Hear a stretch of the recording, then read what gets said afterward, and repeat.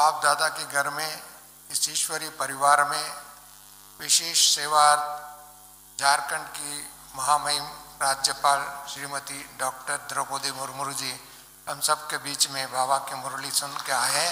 आप सभी खड़े होकर के 1 मिनट अभिवादन करें।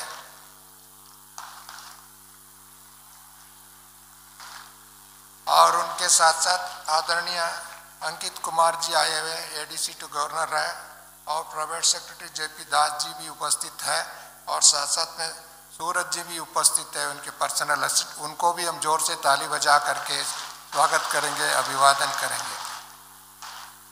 बाबा ने बहुत साल से महामहिम गवर्नरों को याद किया था, आज राजनेताओं को भी याद किया। आज भी उसका मुरली का रिपीटेशन हुआ है।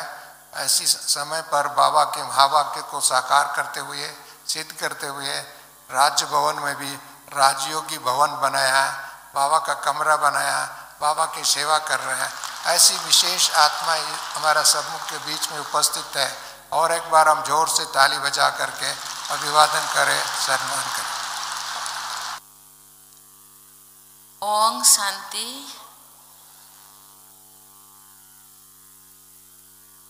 आज इस विशेष समय में मंच पे विराजमान गीता बहन जी, एजुकेशन विंग के अध्यक्ष मृत्युंजय भाई जी, सामने बैठे हुए देश के कोने कोने से आए हुए बाबा के बच्चे,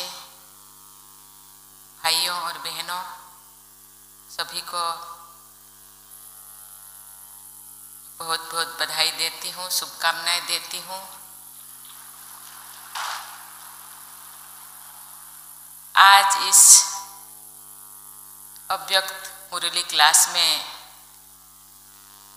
आपके साथ में भी सम्मिलित हुई, इसीलिए मैं अपने आप को बहुत गौरवशाली समझती हूँ। ऐसे ये डायमंड हॉल मेरे लिए नया नहीं है। जब मैं गवर्नर बनी नहीं थी तब भी मैं आती थी, और जब गवर्नर बनने के बाद ये शायद मेरा सेकंड टाइम आना। बाबा ने मुझे बहुत बार बुलाए हैं, लेकिन बाबा मुझे जो काम में नियुक्त दिए हैं, बाबा के काम के साथ साथ बहुत सारा काम मुझे समय देना पड़ता है। इसीलिए मैं बीच में मुझे मृत्युंजय भाई सभी बहनों ने बुलाने से भी मैं नहीं आ पाई, इसीलिए मैं दुखी तो हूँ। फिर भी इस पद में आने के बाद जो भी मैं हूँ बाबा के लिए ही हूँ।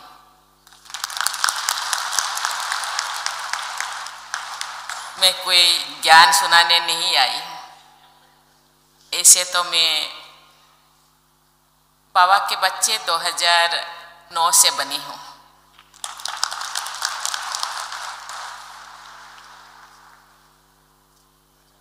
मेरा सौभाग्य मैं था उससे पहले बनने के लिए। मैं जब मिनिस्टर बनी, एक भाई ने, विजय भाई ने मेरे पास आए, बोले मैडम आपको तो थोड़ा एक कोर्स करना है। मैं उससे पहले ही भी मैं जानती थी ब्रह्मा कुमारीज के बारे में, क्योंकि मेरे छोटा सा शहर में मैं जहाँ रहती हूँ वहाँ भी एक सेंटर है, वहाँ के भाई बहन मिलने के लिए आते थे, मैं भी जाती थी, लेकिन इतना मैं ध्यान नहीं देती थी। मैं भक्ति मार्ग में बहुत सारा संस्था से जुड़ी थी, वो सब संस्था का नाम यहाँ बोलना नहीं चाहूँगी। मैंने सोचा कोई भी संस्था में जुड़ने के बाद आधा अधूरा छोड़ना ठीक नहीं है, शायद मैं टाइम नहीं दे पाऊँगी। जिंदगी में आगे बढ़ते बढ़ते उस टाइम मुझे जो विजय भाई ने बोले कि मैं बोली कि मेरे पास टाइम नहीं है, मैं शायद टाइम नहीं दे पाऊंगी। लेकिन ज़िंदगी में आगे बढ़ते बढ़ते इतना आंधी तूफान सुनामी मेरे ज़िंदगी में जब आए तो मैंने सोचा कि मुझे ऐसा एक शेल्टर चाहिए जो आधा अधूरा ना हो। जो संस्था के साथ मैं जुड़ी थी, मुझे वहाँ जाती तो थी लेकिन इतना सेटिस्फेक्शन नहीं मिलता था जो मुझे चाहिए था। जो मैं खोजती थी, मुझे ये चाहिए, वो नहीं मिलता था। तो सुनामी और इतना जो आंधी तूफान के टाइम पे मुझे कोर्स करवाया गया, लेकिन मैं तो सुनती थी लेकिन कुछ भी मुझे ध्यान में ही नहीं आता था, क्योंकि इस कान में मैं सुनती थी, इस कान में मैं निकाल देती थी। आंखों से गंगा जमुना बहता था, लेकिन मुझे जिंदगी जीना है, आगे बढ़ना है। शक्ति देने के लिए ऐसे एक शक्ति चाहिए, ऐसे एक शेल्टर चाहिए कि मुझे आगे ले जा सके। वहाँ के बहनों ने मुझे बहुत प्यार दिया, खाना खिलाया, गोदी में सुलाया। मैं डिप्रेशन में थी। आहिस्ता आहिस्ता मैंने देखा कि कोई एक ऐसी शक्ति मुझे सहारा दे रहा था। मुझे बताया गया है कि आपको 3:30 या 3 बजे उठना है, मोबाइल में आपको अलार्म देना है। लेकिन मुझे मोबाइल अलार्म मुझे अच्छा नहीं लगता था, क्योंकि मुझे इरिटेट फील होता था। तो ऐसे कोई मुझे उठाते थे, मैं उठ जाती थी और ध्यान तो नहीं लगता था, लेकिन बैठना मैं शुरू किया। लगा कि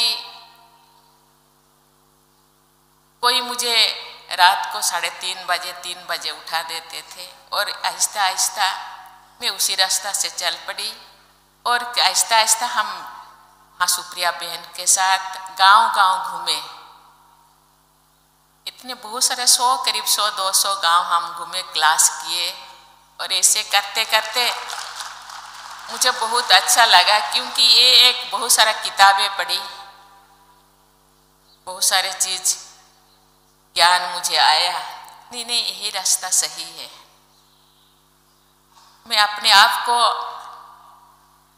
पूछी कि मुझे क्यों ये सब ज्ञान पहले नहीं मिला। पहले सा ये मिलता तो इतना सारा जो आंधी तूफान सहने के लिए जो शक्ति मुझे चाहिए था, वो शक्ति शायद पहले से मिल जाता। तो बाबा ने बोले कि समय से पहले ये कुछ चीज नहीं होता, भाग्य से ज्यादा आपको टाइम पे ही मिलेगा। समय से पहले भाग्य से ज्यादा आपको नहीं मिलने वाला है। मैं थोड़ा थी, मेरे जो चाल चलन चेहरा अलग सा था, मैं थोड़ा गुस्से वाली थी। अभी आहिस्ता आहिस्ता खत्म होने को मुझे लगता है बहुत कम हो गया है। और जिंदगी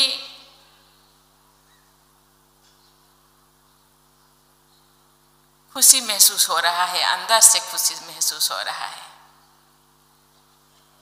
बहुत सारे आत्माओं को मैंने सलाह दी, तो बहुत सारे आत्माएं भी इसी रास्ता पे आए। मुझे खुशी हो रहा है कि जिंदगी जीने का जो कला बाबा ने जो सिखाए हैं यही सही है,